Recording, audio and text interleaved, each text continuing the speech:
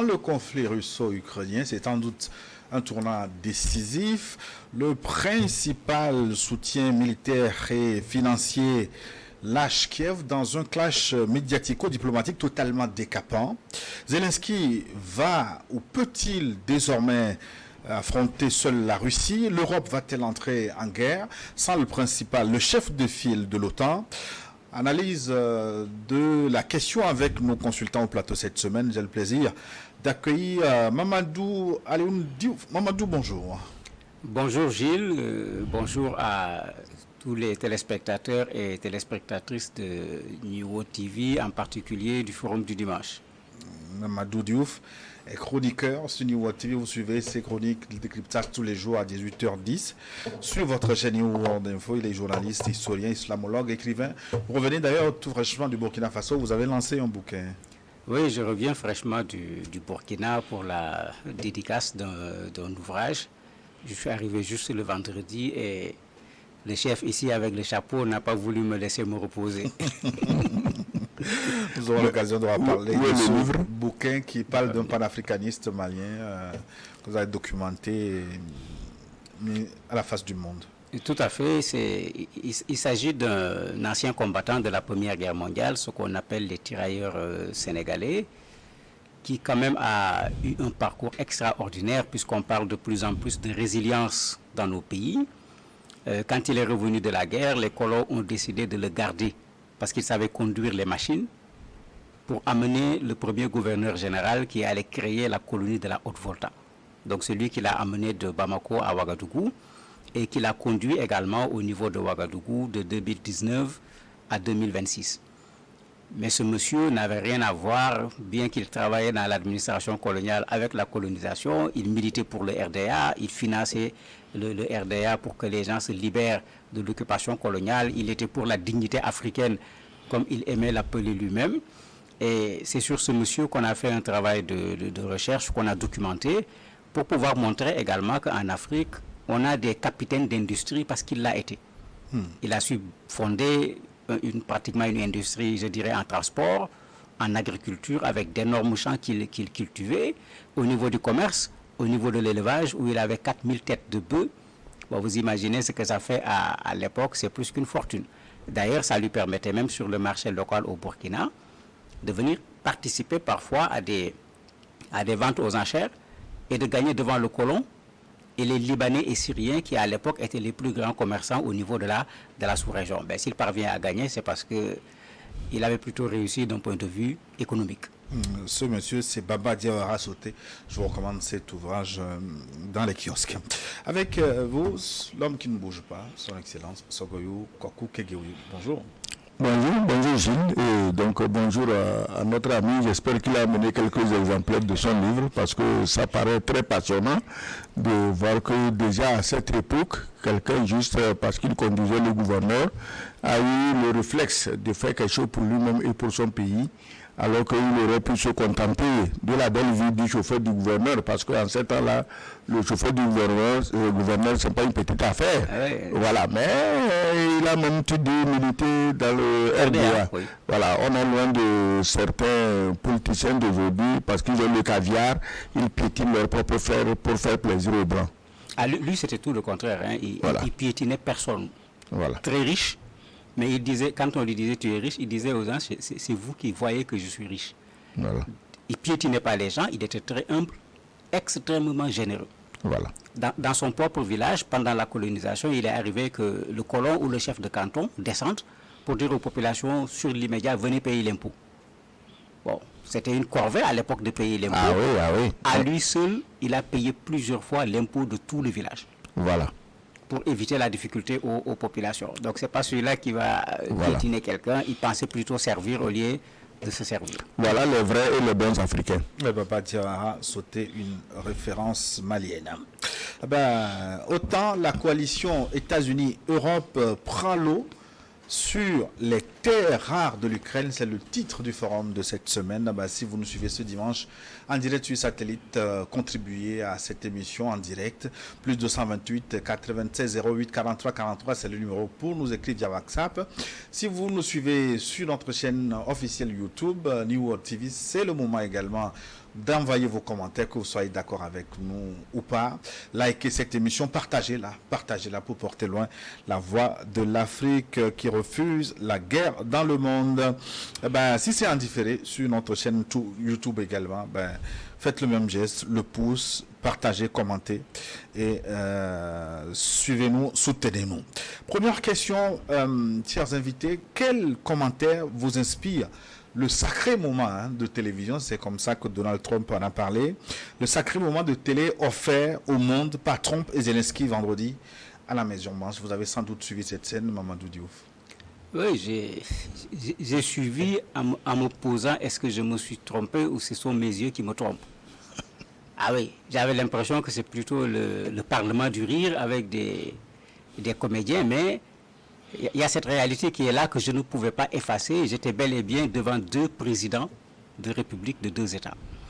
Ce qu'il faut dire ici, c'est qu'en fait, Trump a voulu, comme d'habitude, prendre les choses par la force. L'objectif était d'amener Zelensky à signer devant les caméras l'acceptation de l'exploitation des terres rares et des minerais précieux qui sont sur certains espaces au niveau de l'Ukraine. Mais finalement, ça ne s'est pas passé comme cela parce que Trump considérait que la question de la paix est réglée. Lui, il était déjà à l'après-guerre, il était déjà en train de vouloir exploiter les ressources. Mais Zelensky, et il a parfaitement raison, n'a pas accepté le diktat que Trump a voulu lui imposer. Mais ça s'est traduit par un Trump qui est ridicule, parce que pour moi c'est ça d'abord. Il y a une façon de s'adresser à un président de République. Quand on est dans une négociation, il y a une façon de mener une négociation. Par moment, je me disais, si ce n'est pas le Parlement du rire, Trump était devenu une sorte de Dadis Camara de la Guinée. Parce que ce qu'il faisait, il appelait les directeurs généraux des sociétés devant la télé, il menaçait les gens. Quand je regardais, ces images revenaient à chaque fois dans mon esprit, et je trouve qu'il est inadmissible, même si c'est le président des États-Unis, qu'il puisse appeler quelqu'un et le ridiculiser et l'humilier de la sorte devant la télé. À la place de Zelensky, moi je me serais levé pour m'en aller. Parce qu'il faut savoir quand même garder un tant soit peu sa dignité devant un certain nombre de choses. Mais Zelensky, pour lui, malheureusement, il est en train de voir qu'il n'est pas intéressant de vouloir se faire remorquer par qui que ce soit. Parce que quand on te lâche, voilà ce que ça donne. Il se retrouve dans une situation où tout le monde le sait, l'Ukraine n'aurait jamais pu faire la guerre seule contre la Russie. J'ai tout le temps dit sur ce plateau de New Wood, il n'a qu'à aller s'agenouiller même s'il le faut et puis arrêter la guerre pour sauver sa population et sauver le reste du pays. Il ne l'a pas fait. Aujourd'hui, il va le faire dans des conditions beaucoup plus difficiles, avec un Trump qui est déjà dans l'après-guerre, qui est déjà en train de régler d'autres problèmes. Zelensky, en tant que personne, ne l'intéresse pas du tout dans cette affaire. Et il l'a montré dans cette rencontre où parfois, quand il parlait, il ne le regardait même pas. Il ne le regardait même pas. Il regardait de l'autre côté pendant qu'il parlait, comme si Zelensky n'était pas sur place. Il est bon que les présidents prennent leurs responsabilités, qu'on sache que Trump est de retour. Comme disent les Américains, Trump is back. Donc chaque président n'a qu'à s'apprêter pour savoir que voilà celui avec qui il va falloir traiter désormais au nom des États-Unis. Mamadou Diouf, est-ce que Zelensky n'est pas en contradiction avec lui, parce qu'on ne peut pas accepter être porté à bout de bras devant cette guerre par les États-Unis et ensuite refuser ce que le principal sponsor vous demande? Non, il n'est pas dans une situation de contradiction, c'est qu'il est pris au dépourvu. Parce qu'il y a 2 mois, avec Biden, le discours des États-Unis, parce que c'est Biden qui portait le discours des États-Unis à l'époque, le discours des États-Unis n'a rien à voir avec le discours des États-Unis aujourd'hui. Est-ce que c'est Zelensky seulement le problème? Ce n'est pas Zelensky seulement le problème. Les données ont changé. Le tort de Zelensky, c'est qu'il savait que les données vont changer. Parce que pendant la campagne, Trump avait dit clairement ce qu'il va faire quand il arrive au pouvoir par rapport à la guerre en Ukraine. Même avant la campagne, plusieurs fois, il s'est prononcé. Tout le monde sait ce qu'il a dit. Et Zelensky a mal joué sur ce côté-là, en espérant peut-être qu'il va pouvoir avoir Trump de son côté. Mais il avait très tôt vu cette affaire, il avait commencé à accepter ce qu'il a toujours refusé. Il avait dit pour la paix, il faut l'intégralité de l'Ukraine, mais on l'a vu changer de discours en disant qu'il est prêt à faire échange de territoire, etc. Donc prêt à ce qu'une partie de l'Ukraine revienne à la Russie. Et ça, c'était bien avant l'entretien, avant même que Trump n'arrive au pouvoir, parce qu'il commençait à se rendre compte qu'avec Trump, les choses vont changer. Il a peut-être été surpris parce qu'il ne pensait pas que Trump allait faire ce virement à 360 degrés de la position des États-Unis par rapport à cette question, puisque, comme tu l'as dit clairement, les États-Unis étaient le sponsor principal dans cette affaire-là, et quand le sponsor principal sort, mais les choses risquent tout simplement de tomber, comme on le constate. Mais la scène Trump-Zelensky dans le bureau ovale, elle est inédite. Et Trump n'est pas en colère parce que Zelensky refuse de signer le contrat sur les terres rares. Trump est en colère depuis qu'il est arrivé parce que quand il voit comment on massacre les Ukrainiens, il se dit mais il faut arrêter cette guerre. C'est ce qu'il répète, il faut arrêter la guerre, il faut la paix, il faut la paix. Comment voulez-vous, moi, tu sais, sur ce point, j'admire beaucoup les Otaniens. Parce que la prouesse qui a consisté à trouver sur plus de 43 millions d'Ukrainiens l'homme le plus idiot, psychopathe, imbu de sa personne, et on l'a convaincu. Laisse-nous, on va tuer jusqu'au dernier Ukrainien et tu seras président. Et il marche dedans jusqu'aujourd'hui. Mais ça là, c'est ça qui énerve Trump. Il se dit, mais quand même, on tue 1000, 1500, 2000 Ukrainiens par jour. Et puis tu es là, tu dis, non, la guerre continue. Donc, c'est la guerre continue là qui énerve Trump. Ce n'est pas l'histoire de terres rares parce que Trump n'est pas pressé. Il sait que d'ici un an, s'il y a les élections, Zelensky sera balayé, il ira prendre ces terres rares. Il ne les dispute avec personne. Même ceux des Européens de l'OTAN qui ont déjà volé des portions entières de ces terres rares, mais Trump va reprendre ces terres rares parce que c'est lui qui a mis l'argent dans l'affaire. Les Européens n'ont qu'à montrer ce qu'ils ont financé. Donc, je crois que la colère de Trump est liée à la pitié qu'il éprouve pour les Ukrainiens qui meurent comme des mouches matin, midi, soir. Mais si ce n'était que la pitié, pourquoi ne pas justement conclure simplement l'accord de paix plutôt que de proposer un contrat minier? Oui, mais il propose le contrat minier parce que toute cette terre. Oui, dans la tête de Trump, comme vous l'avez vous tous dit, lui il est déjà dans l'après-guerre. La guerre est finie. Parce que, écoute bien ce qui se passe. Pour Trump, la guerre est finie. Pour Poutine, la guerre est finie. Poutine n'avait jamais voulu la guerre. Depuis 2014... Donc il faut formaliser cette fin de guerre avant de passer à autre chose. Non. Depuis 2014, le monde occidental bâtissait de l'intox, de la manipulation. On bâtissait des châteaux sur des sables mouvants. On veut nous faire croire, on veut forcer l'opinion publique nationale ou internationale à croire, Poutine c'est le méchant, il est allé attaquer les gentils Ukrainiens. Mais on ne dit pas ce que les nazis ukrainiens sèment comme bordel dans le Donbass, où on a tué plus de 15 000 personnes, personne n'en parle. On ne dit pas les efforts de Poutine pour trouver une solution négociée à Minsk 1, Minsk 2, personne n'en parle. On ne dit pas que Poutine, après même le déclenchement de la guerre, à la première alerte, a accepté s'asseoir pour négocier avec Zelensky pour mettre fin à la guerre. On ne le dit pas. On ne dit pas que le premier ministre, l'ancien premier ministre anglais, Boris Machin, Johnson, il est allé dire à Zelensky, il ne faut pas signer, on va faire la guerre, on va te donner les armes, tu vas gagner. Et Gilles, est-ce qu'il y a en Europe quelqu'un qui ne sait pas qu'on ne peut pas battre militairement la Russie? Est-ce qu'il y a, donc il y a un quoi? Les dirigeants européens, donc il y a parmi eux quelqu'un qui ne sait pas qu'on ne peut pas battre militairement la Russie. Je l'ai toujours dit ici. On dit, il est pro-Poutine. Non, on n'a pas besoin d'être pro-Poutine. Parce qu'aujourd'hui, quand on te dit que quelqu'un est pro-Poutine, ça veut dire que celui-là dit la vérité. Il dit ce qu'il voit. Tu es pro-Poutine. Mais les faits, c'est qu'on ne peut pas battre la Russie. Je ne vois pas comment.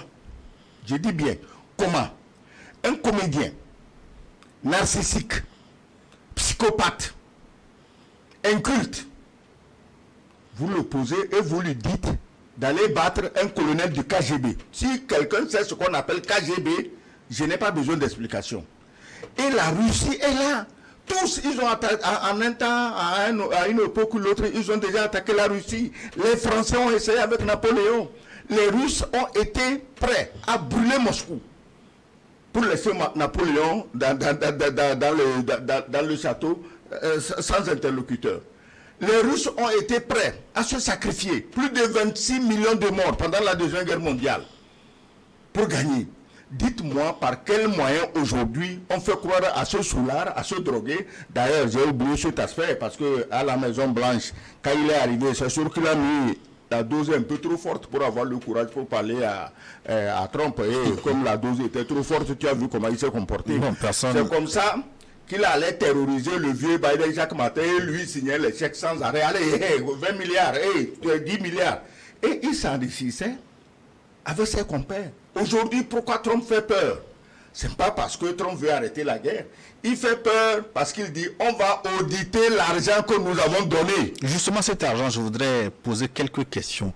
Les sous envoyés et par les États-Unis et l'Europe pour soutenir la guerre en Ukraine, est-ce que c'était des dons ou des prêts, Mamadou Diouf? Non. Il y avait, en fait, de façon générale, quand on parle de guerre, pour cacher les choses, on parle de soutien.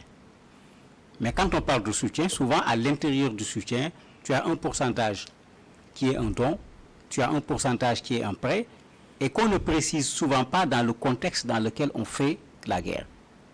Et quand on voit actuellement Trump qui commence à dire on va se faire rembourser, ben rembourser, ça signifie qu'on avait prêté. Il y a Zelensky qui a répondu en disant que il y a des choses, c'était des dons. Il reste à clarifier jusqu'où les choses ont été sous forme de dons ou sous forme de prêts. Parce que ce qui est sûr, tous ceux qui ont donné n'ont pas donné gratuitement, parce qu'à un certain moment, Zelensky insistait lui-même pour avoir certaines armes qu'on ne voulait pas lui donner. Oui, mais est-ce que ce n'est pas une forme d'escroquerie? Parce que les armes qui ont été envoyées parfois, c'était de la mauvaise qualité.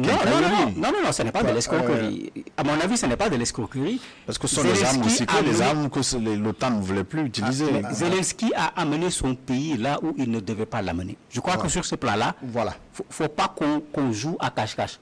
Moi, j'ai toujours dit ici, il s'est fait faire une marionnette qui a été utilisée pour une guerre. Je ne vois pas en quoi l'Ukraine avait intérêt de faire la guerre au pays qui est frontalier pour le faire avec un autre pays qui se trouve sur un autre continent. Parce que les États-Unis ne sont pas sur le continent européen. Donc même si la guerre devait être une guerre internationale, les Américains deviendront des marchands d'armes qui vendront à l'Ukraine aux Européens pour s'enrichir comme ils se sont enrichis pendant la Seconde Guerre mondiale parce qu'ils ont bien retenu cette leçon de la guerre. Et les guerres sont des moments également où les gens profitent tester leurs armes et s'enrichir. Ce n'est pas de l'escroquerie, c'est de la sorte que le monde fonctionne. Et ça, si Zelensky ne le connaissait pas, ça m'étonnerait. Il le connaissait parfaitement bien. Il sait dans quoi il est rentré. Aujourd'hui, les conséquences sont là. Pour sa personne, moi, je n'ai pas de sentiment particulier, je l'ai toujours dit. Mon souci, c'est plutôt les populations ukrainiennes qui vont se retrouver, qui sont déjà dans des conditions compliquées, une bonne partie du pays détruit, une reconstruction qui va se faire de façon extrêmement dure, alors que est-ce que cette guerre valait la peine d'être menée si ça devait aboutir à cette humiliation de l'Ukraine à la fin? Oui, je n'avais pas terminé mon idée. L'idée de Trump d'auditer l'argent donné, les finances données à l'Ukraine, c'est ça qui crée la panique générale. Parce que Zelensky lui-même dit, mais vous dites que vous m'avez donné 350 milliards de dollars. Moi, j'en ai à peine vu 77 milliards. Est-ce que tu comprends? Vous dites, vous m'avez donné, j'en ai vu à peine 77. Ça veut dire quoi? Et pourquoi Trump veut à tout prix auditer? Ça veut dire qu'au nom de Zelensky, les oligarques américains et européens se partageaient les milliards de dollars du contribuable américain. Et quand Trump dit, on va auditer, panique générale, c'est pourquoi ils disent tous, non, la guerre continue. Parce que tant que la guerre continue, ils ont, disons, une échappatoire. Mais si la guerre finit, on fait l'audit, on se rend compte que l'Ukraine, qui est le prétexte, et que, à moins que Zelensky mente, Zelensky ne peut pas mentir. Bon, je ne l'aime pas beaucoup, mais dans cette situation, les chiffres parlent d'eux-mêmes. Il dit, voici le montant que j'ai reçu. Où est parti le reste de l'argent? Tous ceux qui font le zèle de la guerre, non seulement ils en veulent aux terres rares ukrainiennes, mais ils empochaient, se mettaient plein les poches avec de l'argent soi-disant débloqué pour aider l'Ukraine. Donc c'est pourquoi aujourd'hui, en Europe, des gens qui n'ont jamais réussi à se défendre militairement eux-mêmes veulent faire les dieux de la guerre.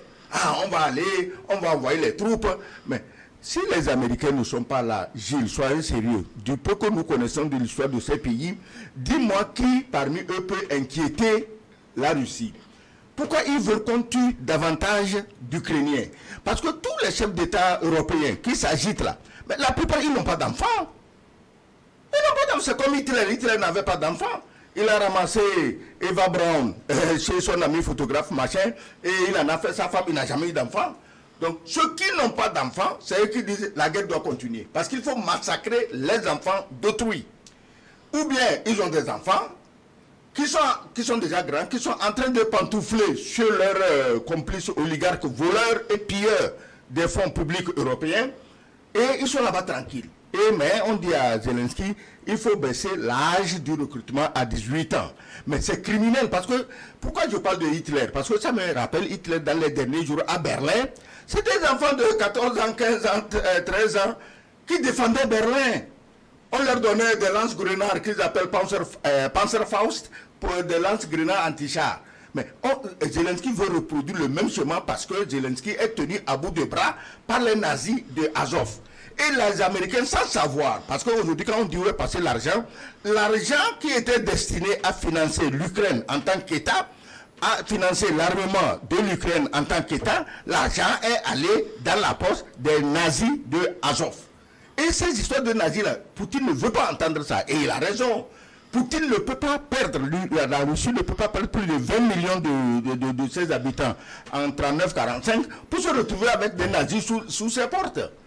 Donc, moi, je dis ceci. Quand Trump dit, je vais auditer, panique générale en Europe, panique dans l'OTAN, panique chez les ventes en guerre, parce que bientôt, on mettra à nu leur trafic d'influence, leur corruption, leur réseau de blanchiment d'argent. Mais Trump ira jusqu'au bout. Ce n'est pas les gesticulations de... Tu sais, finalement, moi, j'ai eu peur de pitié de Zelensky. Parce que Zelensky, depuis 3-4 ans, les Occidentaux ont mobilisé tous leurs médias pour lui faire comprendre qu'il est un héros, qu'il se bat pour la démocratie, qu'il se bat pour les droits de l'homme. On massacre son peuple, il est toujours un héros. Alors, il ne comprend pas que dans le même bureau ovale, où il allait crier sur Biden qui signait tous les chèques sans réfléchir, que dans le même bureau ovale, il y a quelqu'un qui lui disait, mon ami, la pagaille est finie, arrête ça. C'est ce qu'on lui a dit, arrête ça, la pagaille est finie. Mais maintenant, Mamadou Diouf, je voudrais bien me plaindre de votre discipline, l'histoire. Est-ce que ce n'est pas un tissu de mensonges quand devant nous l'actualité est falsifiée? Je parle comme ça parce que ce qu'on a entendu dans le bureau ovale la dernière fois, ça déroute complètement parce qu'à longueur de journée, les médias occidentaux nous font croire que l'Ukraine était en train de malmener la Russie, que la guerre n'était pas terminée, que la Russie avait des difficultés, la Russie n'a pas d'armes. Mais Trump, la dernière fois, carrément a dit que l'Ukraine était en déroute, l'Ukraine n'a plus de soldats, l'Ukraine n'a plus d'armes. Alors, si l'actualité peut être falsifiée, l'histoire devient un tissu de mensonges. Mais non, l'histoire n'est pas un tissu de mensonges. Au contraire, l'histoire ramènera la réalité. Mais dans cette guerre, il n'y a eu que mensonge. La Russie n'a jamais accepté de dire combien d'hommes ils ont perdu. Il y a eu mensonge et manipulation des deux côtés. C'est ça la vérité. À chaque fois que j'intervenais ici, je le disais, faites attention, on est dans une guerre et la guerre, ce n'est pas les armes seulement, c'est également la guerre au niveau de la communication. Les Européens l'ont compris. J'ai toujours défendu le contraire ici en disant aux gens, je ne sais pas comment ils ont pu convaincre Zelensky pour qu'il accepte une guerre avec la Russie. Je ne sais pas. Voilà. J'ai toujours démenti cela en disant aux gens, je ne vois pas par quel extraordinaire l'Ukraine peut gagner la guerre et je ne vois pas ces gens venir en Ukraine pour faire la guerre. Parce que n'oublions pas que des pays comme l'Allemagne, par exemple, c'est à cause de la guerre au niveau de l'Ukraine qu'ils ont revu leur budget militaire parce qu'ils s'étaient mis dans la logique qu'il n'y aurait plus jamais de guerre sur le continent européen. Si tu vois, aujourd'hui, il y a un réarmement massif sur le continent européen avec l'arrivée de Trump, puisqu'on connaissait déjà son discours. Il y a une sorte d'organisation de l'OTAN où les États-Unis ne sont pas nécessairement leaders parce qu'ils commencent à se rendre compte de plus en plus que les États-Unis ne seront pas nécessairement le parapluie pour les pays européens s'il y a la guerre. Mais ça, c'est la réalité. Maintenant, il est vrai qu'aujourd'hui, quand il y a un problème quelque part, en fonction du côté où on se situe, tout le monde fait de la manipulation. Et ce n'est pas aujourd'hui. La manipulation a toujours existé. Elle est devenue plus forte parce que les médias sont encore beaucoup plus présents aujourd'hui. Ça fait qu'effectivement, il suffisait que l'Ukraine gagne 4 mètres carrés dans la guerre en récupérant sur son territoire. On a fait un événement. alors que tout le monde savait que ce n'était pas du tout un événement. Et il y a eu des cas où les Russes les ont piégés en se retirant. Ils sont venus, ils sont tombés dans le piège. Quand ils ont occupé, on a fait du bruit. Quand les Russes sont revenus, on n'a rien dit. Ça, on est habitué parce que nous sommes de la communication. Pour moi, ça n'a rien à voir avec l'histoire. L'histoire vient après. C'est-à-dire l'histoire viendra retracer toutes les vérités parce que dans cette guerre, tout n'a pas encore été dit comme dans toutes les guerres. C'est après qu'on va avoir les éléments les uns après les autres. Et c'est là où je vais profiter pour nuancer ce que l'Excellence a dit tout à l'heure. Sur l'argent qui a été donné à l'Ukraine, tout n'est pas en liquide. Oui, bien sûr. Il y a une partie, c'est des armes. Oui. Il y a une partie, même, c'est des armes que les Américains ont achetées chez les Européens, qui ne proviennent pas directement de l'arsenal des États-Unis. Mais maintenant, qu'on nous dit, pour moi, c'est la règle. Moi, je suis partisan de la gestion claire. En temps de guerre, comme en temps de paix. Il n'y a pas de raison que des gens s'enrichissent de façon illicite. Quelle que soit leur position de pouvoir ou de responsabilité dans un pays, quel que soit le pays, quelle que soit la situation. Sur ça, je suis tout à fait d'accord avec Trump, bien qu'il va falloir qu'on fasse la même chose avec lui, parce qu'il a des casseroles qu'il traîne. Il ne faut pas qu'il essaye également de jouer à la sainteté alors qu'il traîne des casseroles sur ce plan-là. Oui, excellent. Est-ce que c'est la fin de l'Union sacrée au sein de l'OTAN pour soutenir l'Ukraine? Non, ce n'est pas la fin de l'Union sacrée, c'est la fin du mensonge. Si l'OTAN peut vivre autrement que dans le mensonge, bon, on peut la sauver. Elle peut se sauver elle-même. Mais comment tu veux, Gilles, que des médias connus invitent matin, midi, soir, des soi-disant généraux, des soi-disant colonels, des soi-disant journalistes débatteurs, pour nous dire matin, midi, soir, depuis 3 ans, ah non, demain la Russie va tomber, ils n'ont plus d'armes, Zelensky va faire ceci. Mais comment un officier militaire qui a fait même niveau lieutenant peut aller dire ça en direct dans une télévision? Mais c'est qu'ils ont mangé même les gris-gris de la honte, ils s'en foutent. Ben, écoute, si moi je suis un officier retraité et il y a une occasion d'arrondir mes fins de mois, eh ben on m'invite, je vais aller parler. Mais quand même, je vais réfléchir. Même si on me dit, dis ça, je vais nuancer. Mais comment tu veux que des gens qui se disent colonels, et ils sont en train, alors que nous parlons. Ah non. Ben, le langage commence pas à changer. Hein. Non, ils changent comment? Ils sont en train. J'ai dit que j'ai vu la dernière fois une pauvre poufiasse. Ah, on va prendre 200 avions, on va aller bombarder la Russie. Et quelqu'un sur le plateau là, lui a dit que ce qu'elle dit là, c'est dans les films qu'on voit ça. C'est-à-dire qu'on en est au niveau de Hollywood. Hein? Le héros qui se lève seul et il tue toute une armée et il revient triomphant à la maison. Donc tu t'imagines quand des femmes ont un niveau aussi bas de réflexion et on les invite sur ces médias. Ça veut dire qu'aujourd'hui, ils sont prêts à inviter des crapauds, des souris, des rats. L'essentiel, c'est qu'ils disent que Zelensky va gagner. Zelensky va gagner quoi? Et regarde l'autre, fais attention. Zelensky n'est plus président d'Ukraine. Tout le monde le sait, c'est pas moi qui le dis. Il faut des élections. Mais la dernière fois, Zelensky a eu un avocat inattendu. Ah non, on ne peut pas demander les élections en Ukraine parce qu'il y a la guerre. Les gens ont quitté le pays, les autres sont à la guerre, d'autres sont morts. Et on ne peut pas, dans de telles conditions, demander que l'Ukraine organise des élections. C'est le même champion qui nous fatigue les oreilles matin, midi, soir, qu'il faut faire élection dans les pays du Sahel. Pourquoi? Parce que eux, c'est des Noirs. On ne peut pas tenir de bons raisonnements quand il s'agit des pays du Sahel. On ne peut pas dire, ah, on a tué les gens, ah, il y a eu des réfugiés, ah, il y a eu l'armée qui est au front. Et bon, on peut pas, non. Pour les Noirs, on doit faire tout ça. Parce qu'on se dit que les Noirs ne réfléchissent pas. Mais pour l'Ukraine, comme c'est des Blancs, ah non, il y a la guerre, on ne peut pas leur demander de faire les élections. Mais vous nous prenez pour qui? Vous prenez le reste de la planète pour qui? Les 2 poids 2 mesures, les mensonges, les manipulations, le charlatanisme. Qu'est-ce que vous croyez? Donc l'OTAN, si l'OTAN cherche le chemin de la vérité, parce qu'aujourd'hui, dès que tu dis la vérité, on dit, tu t'imagines que des gens incultes sont allés jusqu'à dire que Trump est pro-Poutine. Juste parce que Trump dit ce qu'il voit. Regarde Viktor Orban, le premier ministre de Hongrie. Depuis le début de la guerre, il leur a dit, vous faites fausse route, vous ne pouvez jamais battre la Russie. Ils l'ont diabolisé. pour devenir chef de l'Union européenne, son pays va présider, mais c'était la croix et la bannière. On ne voulait même pas le laisser présider l'Union européenne. Et quand il est fini, il est retourné à Bruxelles, la sorcière en chef, qui terrorise tout le monde à Bruxelles, qui n'a jamais été élue nulle part. Depuis qu'elle est née, elle n'a jamais été élue nulle part. Elle a voulu le tacler, mais Viktor Orban lui a sorti les 4 vérités. Parce que toi, tu ne peux pas être ici avec des SMS. Tu dilapides 72 milliards d'euros pour une histoire de vaccin Covid. Ton enfant se promène chez les oligarques à qui tu donnes ton argent. Et tu viens tous les jours, tu fais chier tout le monde au nom de l'Union européenne. C'est pourquoi Trump est venu. Il ne tient pas compte de ces gens. Trump veut discuter avec les États-nations. Donc, Viktor Orban. Et après Viktor Orban, il y a les Tchèques qui suivent. Il y a la Slovaquie qui suit. Et qui voulait finir, c'est la Roumanie.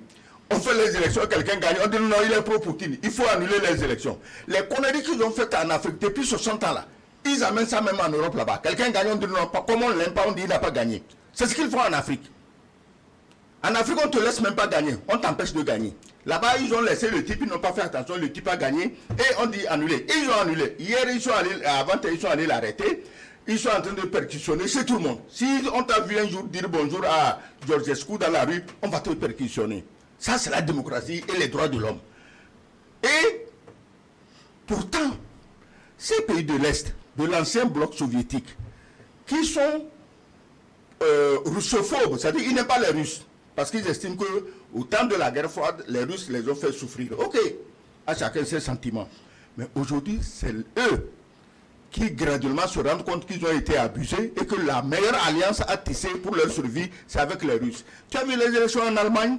Alice Weidel, la dame de Alternative für Deutschland, elle a fait 20%. Tu sais où? Dans l'ancienne Allemagne de l'Est, qui justement était sous la botte soviétique pendant la guerre froide. C'est eux qui maintenant suivent Alice Weidel pour en finir avec les mensonges d'État qui font de Poutine le diable. Poutine, ce n'est pas le diable. Non seulement il n'est pas le diable, pour moi c'est un saint qui a été envoyé pour sauver le monde de la décrépitude. Voilà. Diouf, dans ce contexte-là, est-ce que l'Ukraine et les États, non, pas les États-Unis, l'Ukraine et l'Europe poursuivront-elles seules la guerre sans les États-Unis? En fait, il faut d'abord dire qu'il n'y a jamais eu d'union sacrée de l'Europe contre la Russie, puisqu'il parlait tout à l'heure de Viktor Orban, qui même pendant qu'on était à l'étape des sanctions, ne s'est jamais solidarisé de façon totale avec l'Union européenne. Il a parlé également de sa venue, puisqu'il y a une présidence tournante, il se trouve que c'était son tour, il fallait qu'il prenne. Quand il a pris, il est allé voir Poutine, il est allé voir Zelensky. Et son discours, il ne l'a pas fait comme Trump l'a fait aujourd'hui, mais il a proposé à Zelensky qu'on mette fin à la guerre. Mais il ne l'a pas écouté à l'époque, et c'est Biden qui était de l'autre côté, c'est ceux qui étaient les va-t-en-guerre qui étaient au devant de la scène.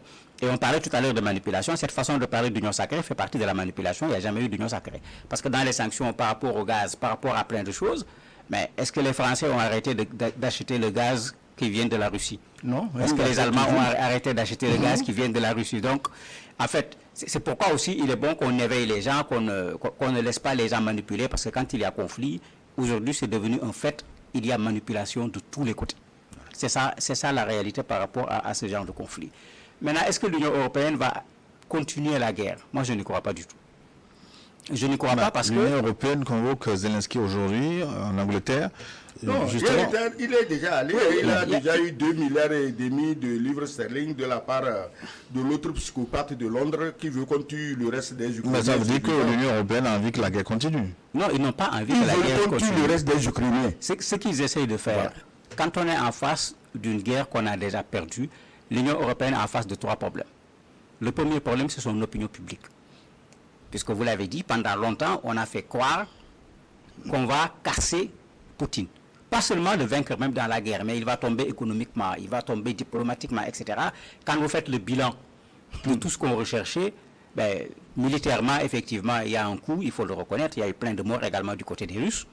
Économiquement, il faut le reconnaître, il y a un coup, mais qui n'a pas fait tomber le pays. Mais si tu le prends d'un point de vue diplomatique et autres, rien que la façon dont le Trump l'a appelé au téléphone, aujourd'hui, on a oublié que Poutine, en fait, c'est quelqu'un qu'on doit traduire devant la CPI. CPI, voilà. On n'est plus dans cette logique. Trump est en train de le remettre au devant de la scène en préparant même un sommet avec lui. Donc sur ce côté-là, les Européens ont un problème avec leur opinion publique. Il y a un autre problème où ils ont un autre aspect où ils ont une difficulté avec leur opinion publique, c'est la quantité d'argent qui a été mise dans cette guerre. Parce que si vous vous rappelez, quand au début des sanctions contre la Russie, il y avait des risques pour qu'il y ait des pénuries de gaz et des problèmes d'électricité en Europe, mais dans certains pays, les populations avaient manifesté pour refuser qu'on continue à donner de l'argent public à l'Ukraine et de mettre leur pays dans des difficultés. Donc, les populations européennes ne se sont pas alignées totalement sur la position de leur pays à l'époque. Et ils vont avoir raison aujourd'hui sur les dirigeants. Le troisième élément qui est nouveau, c'est l'arrivée de Trump. Les Européens veulent bien sortir de la guerre. Ils l'ont dit tous, à un certain moment, qu'ils sont prêts à sortir de la guerre, mais ils disaient que ça doit commencer par Zelensky. C'était ça leur propos. Le problème aujourd'hui, c'est qu'on est en train de finir la guerre sans les Européens, sans Zelensky, puisque c'est ce que Trump a fait quand il a appelé Poutine. Ils se sont entendus sur quoi? Je ne sais pas, parce que je n'ai pas tous les éléments de leur conversation. Ce qui est sûr, c'est que chacun a trouvé son compte dans ce qu'ils veulent faire. Mais dans cela, les Européens se sont trouvés totalement écartés. Paris a essayé un sommet qui n'a pas véritablement donné les résultats, parce que là-bas également, vous parlez d'union sacrée, on s'est rendu compte que les postures ne sont pas les mêmes. La Grande-Bretagne est en train d'essayer actuellement, je ne sais pas ce que ça va donner comme résultat. À mon avis, sur ce troisième aspect, l'Europe essaie juste de sortir avec la tête un peu haute. C'est-à-dire qu'on fasse des négociations. Quand le président français parlait de mettre des soldats autour de la frontière, y compris avec le pays de Orban, c'est une façon de dire, bon voilà, nous sommes là, on a protégé l'Ukraine jusqu'au bout. Parce qu'une chose est sûre, je l'ai toujours dit, l'Ukraine ne va pas gagner cette guerre. Ce n'est pas sans le soutien des Américains que je vais croire aujourd'hui que l'Ukraine va gagner cette guerre. Mais l'Europe essaie de montrer qu'ils ne sont pas à la remorque de l'Amérique dans cette affaire, parce que la méthode de Trump est quand même une méthode particulièrement cavalière qui est venue un peu déstabiliser les gens. Chacun est en train de se chercher, et même ce qui existait comme union contre la Russie, la façon de faire de Trump l'a cassé, parce que quand on regarde ce que le Premier ministre allemand a dit quand il y a eu le sommet en France, mais il s'est totalement désolidarisé de ce que les gens étaient en train de vouloir faire. Donc il est clair qu'aujourd'hui, même quand on parle d'Union européenne, mais ce n'est pas des gens qui s'entendent, et de façon générale, c'est ça la règle. Il est extrêmement rare que l'Union européenne ait réussi à s'entendre sur les questions concernant les affaires étrangères. Sur d'autres aspects, oui, mais sur les questions étrangères, généralement, c'est difficilement qu'ils parviennent à avoir un compromis. Oui, Excellence, la façon dont les uns et les autres s'empressent pour s'emparer des terres rares en Ukraine, cela me fait croire que finalement, les vrais enjeux de cette guerre, est-ce que ce ne sont pas les minerais de l'Ukraine? Mais pourquoi, toi, tu crois que l'OTAN veut qu'on tue jusqu'au dernier Ukrainien? Pourquoi? Il le dit, c'est pas moi, je n'invente rien. Jusqu'au dernier Ukrainien. Pourquoi? Je vous ai expliqué ici que, n'allons même pas dans le sous-sol, les terres même. L'Ukraine a les terres parmi les plus riches du monde, surtout le Donbass. Les terres parmi les plus riches du monde. La guerre n'était pas finie quand ils se sont emparés des terres ukrainiennes. L'Union européenne a déjà signé un accord sur les terres rares avec l'Ukraine. Non, je viens maintenant aux terres rares. Les terres rares ukrainiennes, une raison supplémentaire pour qu'on tue tous les Ukrainiens. Parce qu'il ne faut pas qu'il y ait des gens qui un jour réclament leur part. C'est comme en Afrique. Quand ils viennent, ils prennent vos biens. Ce qu'ils ne veulent pas entendre, c'est que vous disiez à un chef, est-ce que tu peux nous donner un peu? Ils font la même chose aux Ukrainiens. Pourquoi? Parce que les Ukrainiens, c'est des Slaves. D'abord, actuellement, je dis, oh, ces pauvres Slaves-là s'entretuent, les Russes, les Ukrainiens, c'est des Slaves. Et à côté, il y a les Anglo-Saxons, il y a les Germains, il y a les Gaulois, les autres, tu sais de qui je parle. Donc, il dit, laissez les Slaves-là s'entretuer, nous, on ira prendre leur richesse. Les terres rares, tout le monde les visait, mais personne n'en parlait. C'est Trump qui a eu le courage, la franchise, et justement, quand Trump fait preuve de franchise, on dit qu'il est pour Poutine. Ça veut dire que vous, votre politique, c'est le mensonge. Et vous confirmez vous-même que Poutine est le seul qui dit la vérité. Parce que quand Trump vient dire, et moi, les terres rares, là, je les veux pour payer l'argent que j'ai donné. C'est logique. Il ne ment pas. Mais vous, les Occidentaux, qui n'avez pratiquement rien donné, mais vous voulez faire main basse sur les terres rares. Vous avez donné combien?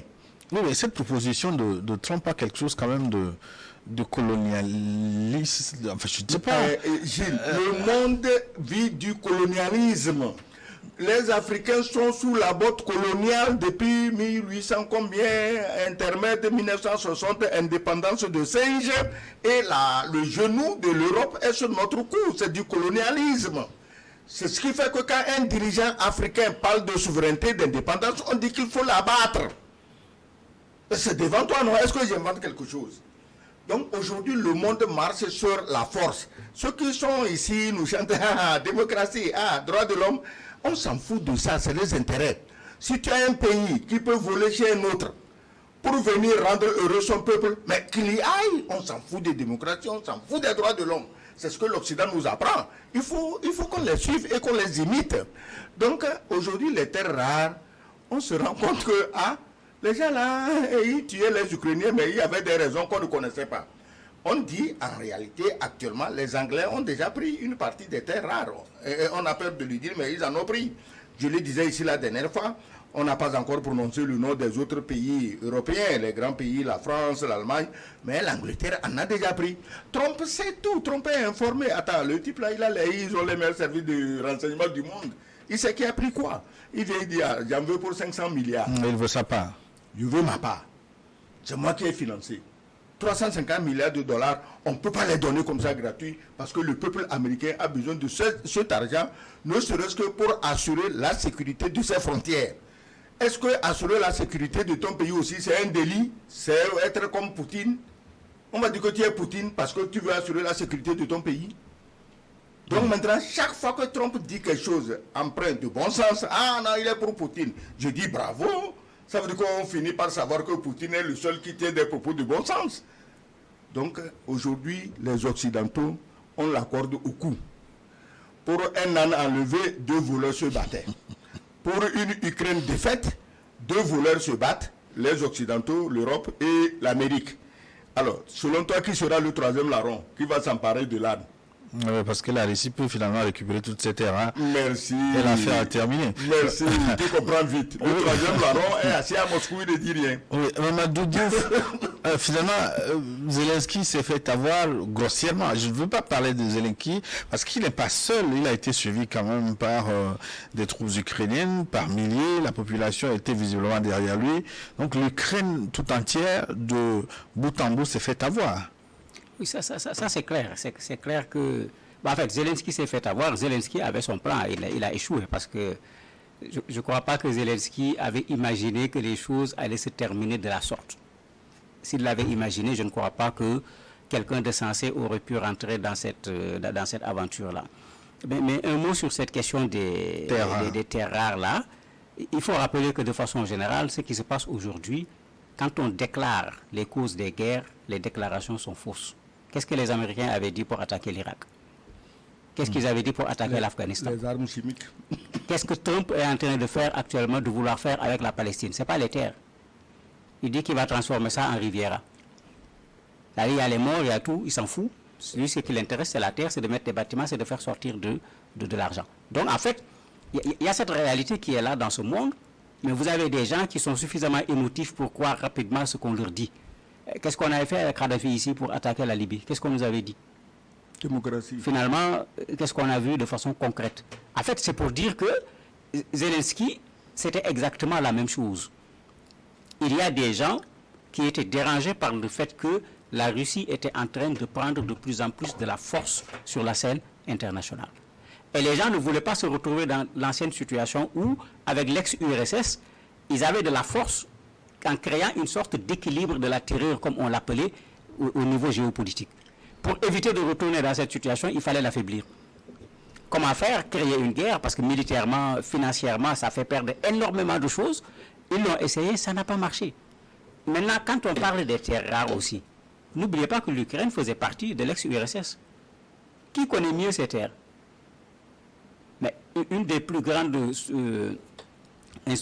industries de construction navale se trouvait là-bas, Sébastopol, au niveau de l'Ukraine. Et ça appartenait à l'ex-URSS. Donc si les Européens savent ce qui se passe en Ukraine, si les Américains savent ce qui se passe en Ukraine, comme il le dit, le 3e larron, c'est encore mieux ce qui se passe en Ukraine, puisque, comme il le dit, il fait partie du KGB.